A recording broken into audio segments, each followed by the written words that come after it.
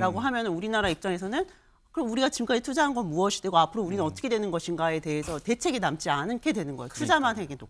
두 번째 이제 문제가 되는 거는 트럼프 대통령이 이제 모든 수입품에 대해서 이제 일괄적으로 10% 관세를 매기겠다라고 했는데 이거는 사실 우리나라도 마찬가지 대상이 되는 거예요. 그럼 맞아요. 이제 우리나라는 안 그래도 뭐 가격 경쟁력에서 사실 엄청나게 낮은 나라는 아닌데 우리가 과연 어떤 식으로 수출을 할 수 있을 것인가에 대한 문제도 남게 됩니다. 이런 부분에 대해서 사실 우리가 고민을 해야 될 지점이 아직 남아있게 되는 거죠. 그러니까요. 유럽연합뿐만 아니라 전 세계 모든 경제 전문가들이 트럼프의 재집권은 세계 경제의 재앙이 될 것이다. 이렇게 말하는 데는 다 나름의 이유가 있는 거예요. 그렇죠? 네, 맞습니다. 그리고 사실은 사실은 그 해리스가 당선이 된다고 하더라도 지금 미국이 재정 적자가 굉장히 심하잖아요. 예. 여기에 대해서 구체적인 감축 플랜은 사실 없습니다. 다만 트럼프 2기가 되었을 때 미국의 재정 적자를 누적하는 그 폭이 훨씬 더 빠를 것이다라는 걱정이 있거든요. 그럼 결국은 미국 국채가 시장에 많이 풀리게 되고 왜냐하면 재정 적자를 메꿔야 되니까 그러니까요. 국채를 많이 풀게 되고 그럼 국채 금리는 어쨌든 올라갈 수밖에 없고 그러면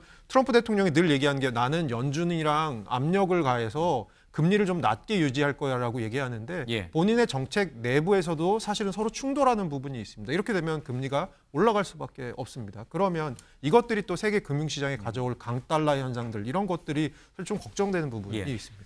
누구를 대통령으로 뽑을지는 미국 국민, 미국 시민, 유권자들의 몫이라 다른 나라에 살고 있는 저희가 뭐 이래라 저래라 할 수는 전혀 없습니다만은 아쉬운 대목은 이거예요. 미국만 잘 살고 미국만 강대국이 되면 그러면 미국 국민, 미국 유권자들은 그러면 행복해질 것이냐?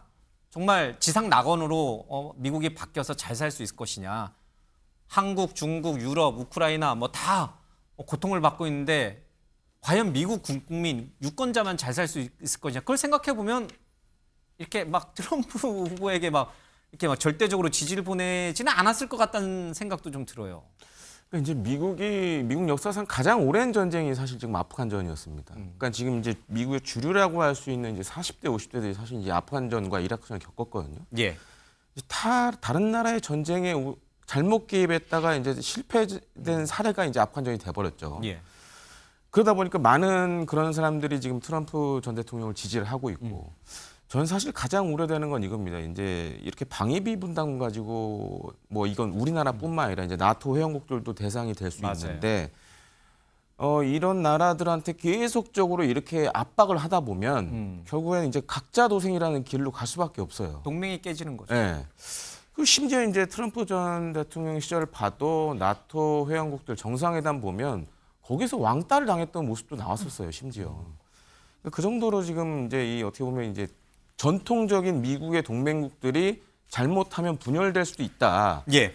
그런 상황도 우려되고, 그다음에 이제 또 한 가지로 걱정이 되는 건 지금 이제 나토 회원국들 같은 경우에 GDP 대비 2% 이상씩 국방비 써라라고 그동안 계속 얘기를 해왔거든요. 예. 근데 이게 뭐 민주당의 집권이냐 공화당의 집권에 따라 좀 차이는 있었습니다. 그러니까 온건하게 얘기를 하느냐, 강하게 얘기를 하느냐 이 차이가 있었는데, 아마 이제 트럼프 대통령이 다시 재선에 성공한다 그러면 방위비 분담금을 많이 내는 동맹국을 위주로 만날 가능성이 굉장히 높아요. 그걸 자기 성과로 내세우면서. 예.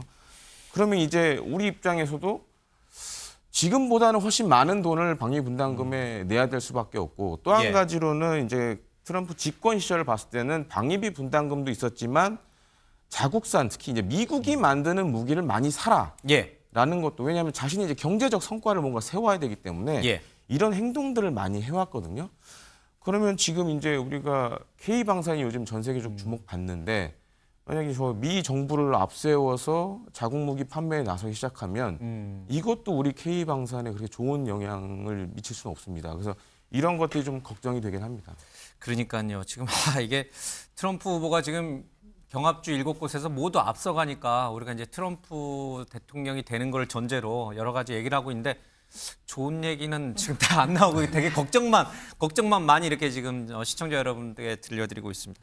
좀 분위기가 무겁긴 한데 이걸 조금 다른 얘기하는 게 좀 생뚱맞을 수는 있는데, 위기는 또 기회이니까요. 뭐 또 재테크하시는 분들, 투자하시는 분들은 또 벌써 발빠르게 뭐 코인도 사고 금도 사고 달러도 사고 막 그러지 않습니까? 허 교수님도 미리 사뒀어요? 아니요, 저는 전혀. 왜냐하면 방송을 할 때 중립적이지 않으면 사실 그럼 제가 안 되죠. 그걸 미리 방송하면 안 되죠. 사놓고선 트럼프가 이길 거야 그렇게 말하면 안 안 되니까. 되죠, 안 되죠.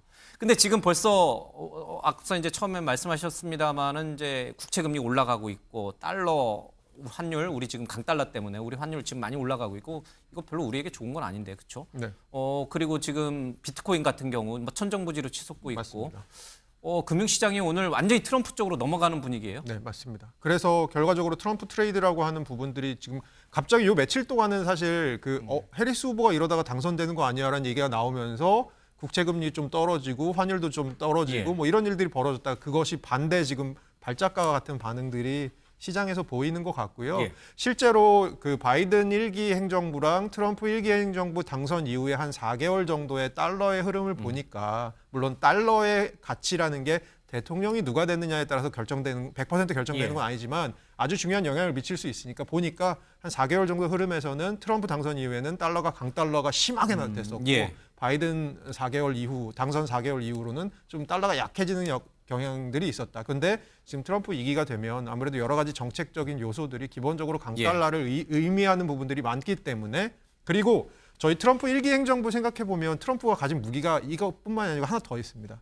무역 적자 아까 얘기하셨는데요. 지금 2023년 기준으로 우리나라가 8위입니다. 미국의 대미 무역 적자 재미 보는 나라의 8위이고요. 1위는 물론 중국이고요. 근데 이런 나라들에게 환율 갖고 때리다 안 되면 나중에 무슨 얘기를 할 거냐면 환율 조작국 얘기 또 나오기 시작할 겁니다. 그렇죠. 그러면 환율 조작국 페널티 줄 거야. 너네 알아서 해. 뭐 이런 식의 얘기가 나올 거거든요. 그래서 실제로 최근에 우리나라 기업들이 조금 미국산 에너지를 자발적으로 사다 쓰는 흐름이 약간 있습니다. 무역 적자 폭을 어떻게든 좀 줄여놓으려는 이 기업들의 노력도 사실은 저희는 좀 눈여겨볼 부분일 것 같습니다. 그러니까 우리나라에서 생산해서 미국으로 수출하면은 그거는 이제 우리가 흑자를 보는 구조니까 뭐 베트남이라든지 뭐 중국이라든지 이런 쪽 우회로 해서 거기에 이제 공장을 세워서 거기서 제품 생산해서 미국으로 수출하면 뭐 우리에게 잡히는 게 아니니까. 그러나 우리에게는 또 일자리가 사라지는 거잖아요. 맞습니다. 우리 기업들이 베트남이나 중국에 공장 세워서 그쪽 근로자 고용해서 제품 만들어가지고 파는 건 기업의 이득이 될지 모르겠지만 당장 우리 내수는 어떻게 할 것이며 우리 일자리는 어떻게 되겠습니까?